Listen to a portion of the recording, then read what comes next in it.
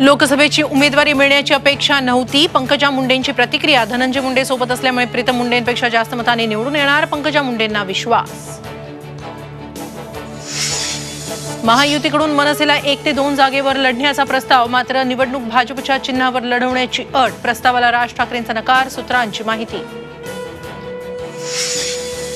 कोकणात प्रचाराला येणार नाही, विजयाच्या सभेलाच येणार. रत्नागिरीतील सभेत उद्धव ठाकरेंचा विश्वास. तर रत्नागिरी सिंधुदुर्गचा तिढा सुटल्याचा फडणवीसांचा दावा. राष्ट्रवादी आमदार निलेश लंकेंनी घेतली शरद पवारांची भेट. पवार साहेबांची साथ सोडली नसल्याचा दावा. नगरमधून लोकसभा लढवण्याची शक्यता. तर मनसेचे वसंत मोरेही पवारांच्या भेटीला. सत्ता आल्यास दिल्लीचे दरवाजे शेतकऱ्यांसाठी खुले. शेतकऱ्यांना जीएसटीतून मुक्त करणार. राहुल गांधींचं आश्वासन. चांदवडमध्ये राहुल गांधी, पवार आणि राऊत एकाच मंचावर. राहुल गांधी नाशकात. वन नेशन वन इलेक्शनचा अहवाल राष्ट्रपतींकडे सादर. 2029 मध्ये लोकसभा विधानसभेच्या निवडणुका एकत्रित घेण्याची शिफारस.